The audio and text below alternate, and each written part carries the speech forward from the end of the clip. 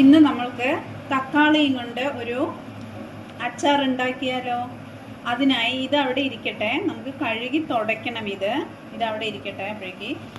അപ്പോഴേക്ക് ഇതെല്ലാം വറുത്തെടുക്കാം. അതിനാവശ്യമായ സാധനങ്ങൾ: കടുക്, വെന്തയം, നല്ല ജീരകം, ഇതെല്ലാം വറുത്തെടുക്കാം. നമുക്ക് കടുക് ആദ്യം വറുത്തെടുക്കാം.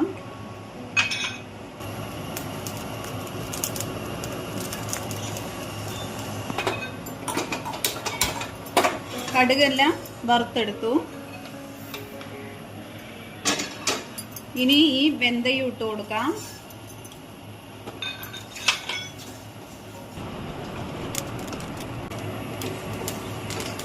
വെന്തയം ആയിട്ടുണ്ട്. നമുക്ക് ജീരകം ഇട്ട് കൊടുക്കാം.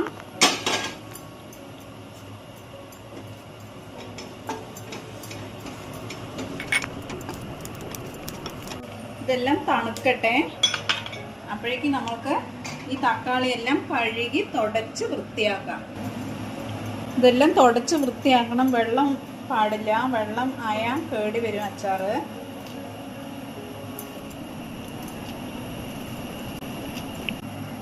അരിഞ്ഞെടുക്കാം. ഈ ഭാഗം നമുക്ക് വേണ്ട.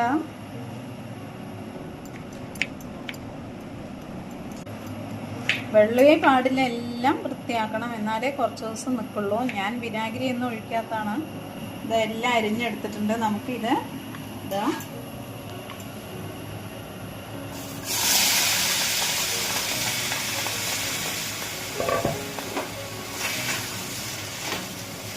നന്നായി കുഴഞ്ഞ് നല്ല പരുവാകുന്നവരെ നമുക്ക് വേവിച്ചെടുക്കാം. ഒരുവിധം ആയി തണുത്ത് കഴിഞ്ഞിട്ട് മിക്സിയിൽ അടിച്ചാലും കുഴപ്പമില്ല. നമുക്ക് നോക്കാം ഇത് എത്രത്തോളം ഇതാവുന്നുണ്ടെന്ന്. കുഴഞ്ഞ രൂപത്തിലാക്കുകയാണെങ്കിൽ മിക്സിയിൽ അടിച്ചെടുക്കേണ്ട ആവശ്യമില്ല. മൂടി വെച്ച് വേവിക്കാം. ഇടയ്ക്ക് ശ്രദ്ധിക്കണം, കരിയാതെ നോക്കണം. ഇതെല്ലാം തണുത്തിട്ടുണ്ട്. നമുക്ക് പൊടിച്ചെടുക്കാം. ഞാൻ ആ തക്കാളിക്ക് 2 സ്പൂൺ കടുകെടുത്തു. വെന്തയം 2 സ്പൂണ്, ജീരകവും അതുപോലെ 2 ടീസ്പൂണ്. ഇത് നന്നായി പൊടിച്ചെടുക്കാം. കായം ഞാൻ പൊടിയാണ് ഇടുന്നത്, അതുകൊണ്ട് പൊടിക്കേണ്ട ആവശ്യമില്ല.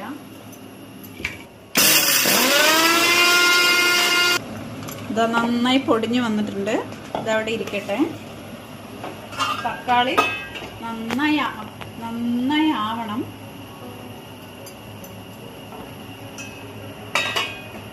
വെള്ളം തൊടാൻ പറ്റില്ല ഇതിൽ. വെളുത്തുള്ളി കുറച്ചെടുക്കാം, ചെറുതാക്കി അരിഞ്ഞെടുക്കാം. ഇതുപോലത്തെ ഒരു 10 എണ്ണം ഞാൻ എടുത്തിട്ടുണ്ടായിരുന്നു. ഇത് വലുതാണ്.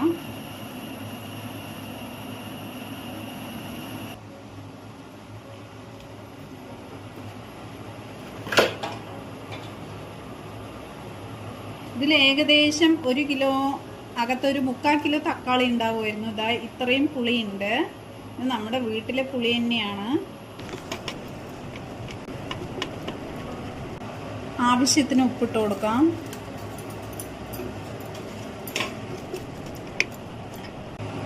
ഇതാ 1 സ്പൂണ് പഞ്ചസാര ഇട്ട് കൊടുക്കുന്നുണ്ട്. ഇടയ്ക്കിടയ്ക്ക് ഇളക്കി കൊടുക്കണം, അല്ലെങ്കിൽ അടി കരിയും.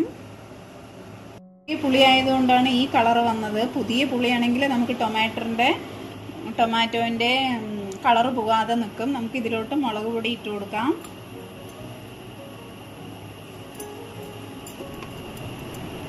നമുക്കിത് ഒന്ന് സ്റ്റൗ ഓഫ് ചെയ്ത് ഇത് തണുത്ത ശേഷം നമുക്കൊന്ന് മിക്സിയിൽ അടിച്ചെടുക്കാം. എന്നാലേ സോഫ്റ്റ് ആയിട്ട് ഇരിക്കുള്ളൂ. നല്ലെണ്ണ ഒഴിക്കാം. റിഫൈൻഡ് ഓയിൽ ഒഴിക്കാം, നല്ലെണ്ണ ഒഴിക്കാം. ഞാനൊരു 100 മില്ലി ഒഴിക്കുന്നുണ്ട്. അച്ചാറല്ലേ. ഇതാ നമുക്ക് കടുകും കുറച്ച് വെന്തയും കൂടി കടുക് പൊട്ടിക്കാം.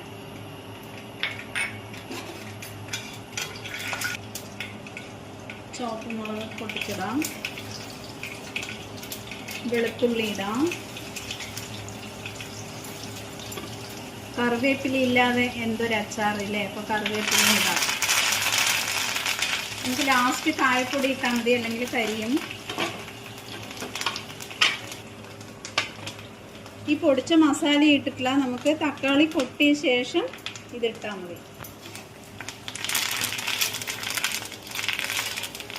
വിനാഗിരി ഒന്നും ഒഴിക്കാത്തത് കൊണ്ട് ഇത് കുറച്ച് ദിവസം ഇരിക്കുള്ളൂ.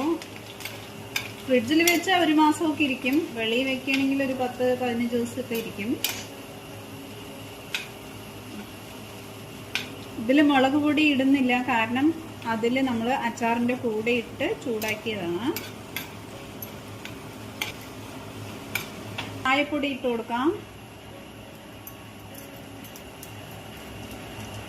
ഏകദേശം ഒരു ടീസ്പൂൺ ഇടേണ്ടി വരും. കായ കട്ടയാണ് നല്ലത്, അതിപ്പോൾ ഇനി പൊടിക്കണ്ടേന്ന് പറഞ്ഞിട്ട് ഞാൻ പൊടിയാണ് ഇടുന്നത്. ഇതാ മിക്സിയിൽ അരച്ചത് റെഡി ആയിട്ടുണ്ട്. ഇട്ട് കൊടുക്കാം.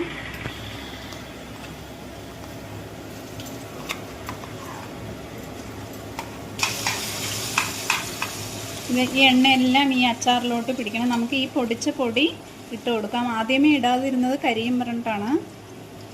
കുറച്ച് അധികമാണെന്ന് തോന്നുന്നു, അതുകൊണ്ട് ഞാൻ കുറച്ച് ഇതാ ബാക്കി വയ്ക്കുന്നുണ്ട്.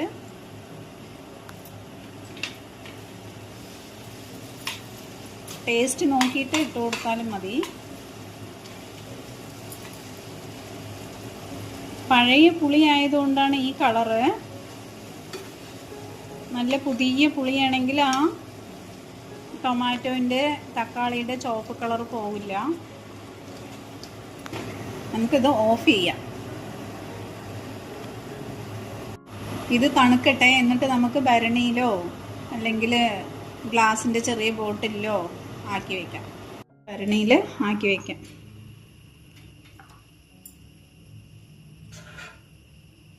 അപ്പം ഞാൻ ചെറുതിലാക്കുന്നത്, കുറച്ച് കഴിയുമ്പോൾ ഞാൻ വേറെ ഭരണി ഉണങ്ങിയിട്ട് അതിലാക്കി വയ്ക്കുവേ.